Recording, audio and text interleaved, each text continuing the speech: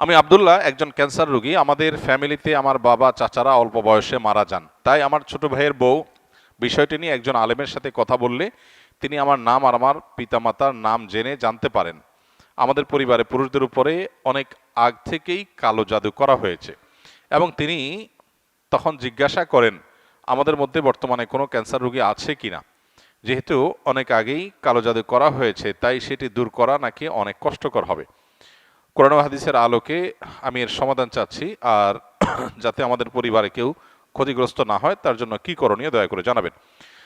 দেখুন, ব্ল্যাক ম্যাজিকের সাথে ক্যান্সারের একটা যোগসূত্রের কথা অনেক অভিজ্ঞ এবং নির্ভরযোগ্য রাকিদের কাছ থেকে আমি শুনেছি।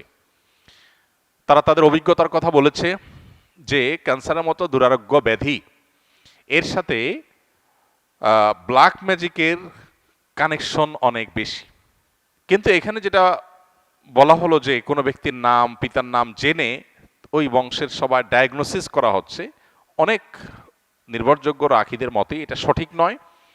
এবং এই পদ্ধতিটা মূলত রুকিয়া শরিয়া বা শরিয়া সম্মতে যে রুকিয়া তার মধ্যে এই পদ্ধতিটা পড়ে না।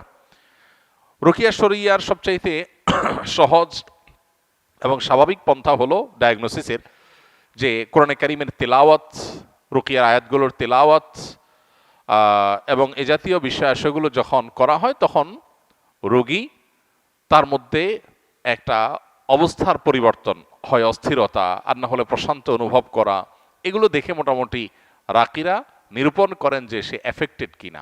আরও নানাবিধ উপায় আছে, এটা তার মধ্যে একটা। তো এই যে নাম বাপের নাম জেনে পুরা গোষ্ঠীর ডায়াগনোসিস করা, দূর থেকে শুধুমাত্র এই নাম দিয়া ডায়াগনোসিস করা, এটাকে রুকিয়া শরিয়ার সাথে জড়িত রাকিরা সঠিক বলেন না। এটা হলো একটা কথা। দ্বিতীয় কথা হলো যে আমরা আত্মরক্ষা কিভাবে করতে পারবো। আসুন্নাহ ফাউন্ডেশন থেকে ইনশাআল্লাহ আগামী সপ্তাহের মধ্যেই আশা করছি আমরা একটা লিফলেট আমরা প্রকাশ করব, যেটা আসুন্নাহ ফাউন্ডেশন অফিস থেকে সংগ্রহ করা যাবে বা অনলাইন থেকে আমাদের ওয়েবসাইটগুলো থেকে ডাউনলোড করে নামিয়ে নেওয়া যাবে। কেউ চাইলে ফ্রি সংগ্রহ করে বিতরণও করতে পারবে ইনশাআল্লাহ। সেখানে আমরা জিন জাদু ইত্যাদিতে আক্রান্ত মানুষদের সিমটমগুলো কি থাকে সাধারণত সেগুলোকে আমরা একত্র করে দিয়েছি, এবং সেখানে ব্ল্যাক ম্যাজিক এবং দুষ্ট জিন বদনজর এগুলোর আক্রমণ থেকে, এগুলোর উপদ্রব থেকে নিজেদেরকে সেফ বা নিরাপদ রাখার উপায় কি, কোরআন হাদিসের আলোকে অনেকগুলো গাইডলাইন সেখানে দেওয়া আছে। এগুলো আমরা মেনে চললে আশা করা যায় আল্লাহ তাআলা আমাদেরকে হেফাজত করবেন। এর ভিতরে মোস্ট কমন হলো সকাল সন্ধ্যার দোয়া এবং জিকির।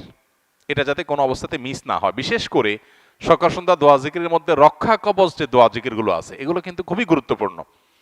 তিনকুল, বিসমিল্লাহিল্লাযী লা ইয়াদুররু মা ইসমিহি, তারপরে আপনার হাসবি আল্লাহু লা ইলাহা ইল্লাহু, আয়াতুল কুরসি, এই রক্ষা কবচ আমলগুলো বিশেষভাবে পালনীয় সকাল সন্ধ্যায়। এটা যদি নিয়মিত কেউ করে আল্লাহ তাআলা তাকে হেফাজতে রাখবেন।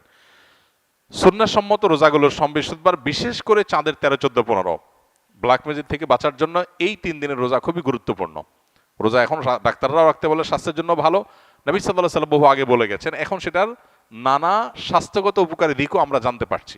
অতএব আইয়াম বীজের রোজাগুলো রাখলেও সেহের ইত্যাদি থেকে, ব্ল্যাক ম্যাজিক ইত্যাদি থেকে আল্লাহ তাআলা হেফাজত রাখবেন। তৃতীয়ত, বাসা বাড়িতে কোরআনে কারিমের তেলাওয়াত, এটার পরিমাণ আমাদের বাড়ানো দরকার। আমরা অনেকেই আছি বাসা বাড়িতে কোরআন তেলাওয়াত করি না। মোবাইলে ইউটিউবে সারাদিন আমরা এই ভিডিও সে ভিডিও দেখি, সেগুলোতে ব্যাকগ্রাউন্ডে মিউজিক বাজে, আমাদের খবরও নাই। যে বাসায় মিউজিক বাজবে সে বাসায় শয়তান আসবে, মানুষ এফেক্টেড হবে, নানাভাবে আক্রান্ত হবে, এটা খুব স্বাভাবিক।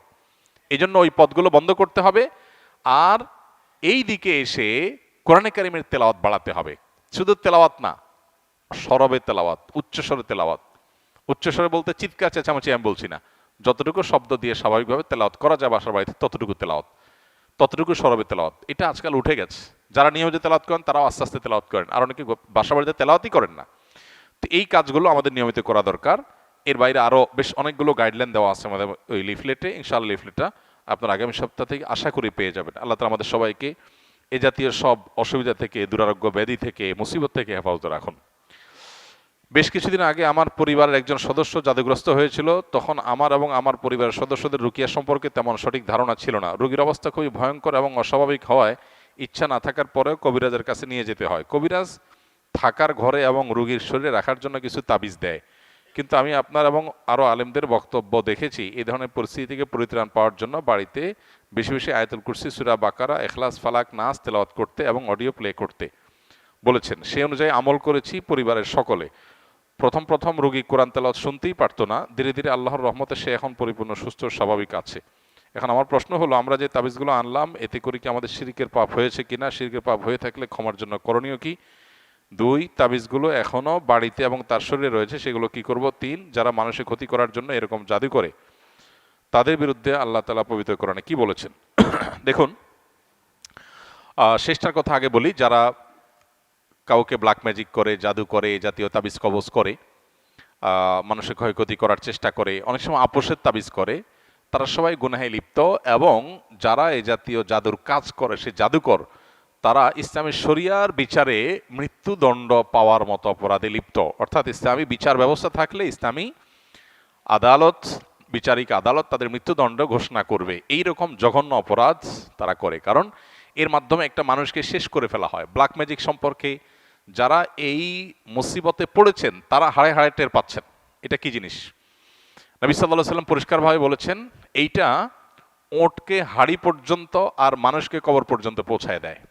ব্ল্যাক ম্যাজিক বা কালো জাদু, এটার ফলে ওঁটের মধ্যে যদি বদনজর লাগে অথবা ব্ল্যাক ম্যাজিক লাগে, এই বদনজর, ব্ল্যাক ম্যাজিক, এগুলো ওঁটকে অসুস্থ করতে করতে একটা সময় এমন পর্যায়ে নিয়ে যায় যে জবে করে তাকে খেয়ে ফেলতে হয়, হাড়ি পর্যন্ত চলে যায়, বাঁচার অবস্থা থাকে না। তার মালিক তাকে রুগ্ন হওয়ার কারণে একটা পর্যায়ে এসে মরণাপন্ন হয়ে গেলে তাকে জবাই করে খেয়ে ফেলতে হয়। আর মানুষ বদনজর এবং সেহের এগুলোর কারণে অসুস্থ হতে হতে হতে একসময় কবর পর্যন্ত চলে যায়। তো এই জন্য যারা এই কাজগুলো করে তারা শুধু কবিরা গুনাহে লিপ্ত তা নয়, বরং মানুষ হত্যার যে অপরাধ, ক্ষেত্র বিশেষে তারা সে অপরাধে অপরাধী, এবং তার চাইতে আরো জঘন্য, শুধু মানুষ হত্যাই করছে না, একই সঙ্গে শিরকেও তারা লিপ্ত, কারণ এখানে শয়তানের সাহায্য নেওয়া হয়, বিশেষ করে ব্ল্যাক ম্যাজিকের ক্ষেত্রে। কেউ যদি আগে থেকে এরকম তাবিজ কবজ নিয়ে থাকে, বিশেষ করে তাবিজ কবজের মধ্যে ফেরাউন, নমরুদ, হামান, অমুক তমুক লেখা থাকে এবং অনেক সাংকেতিক বিষয় আসলে লেখা থাকে, তাদের উচিত তওবা করা।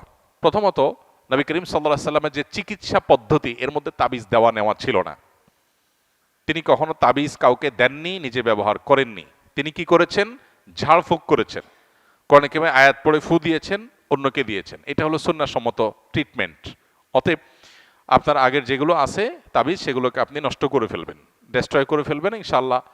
আর ইতিপূর্বে যে করা ভুল, কবিরাজের কাছে আপনি গিয়েছেন, ভুল ভাল কাজ করেছেন, সেজন্য আল্লাহর কাছে তওবা করবেন, সংকল্প করবেন, ইনশাআল্লাহ আশা করি যে আল্লাহ তাআলা আপনাকে মাফ করবেন।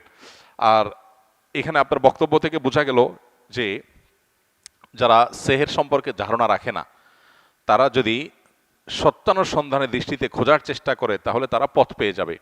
কোরআনে কারিমের তেলাওয়াত করা হলে কিভাবে একজন ব্ল্যাক ম্যাজিকের রোগী ধীরে ধীরে সুস্থ হয়ে ওঠে এবং অস্বাভাবিক পরিবর্তন তার মধ্যে আসে, এটা কোরআনের একটা মুজিজা, অলৌকিকত্ব। মাশাআল্লাহ, এই অলৌকিকত্ব কেউ দেখতে চাইলে তিনি ব্ল্যাক ম্যাজিকের রোগীর উপরে কোরআনের প্রভাব দেখতে পারেন।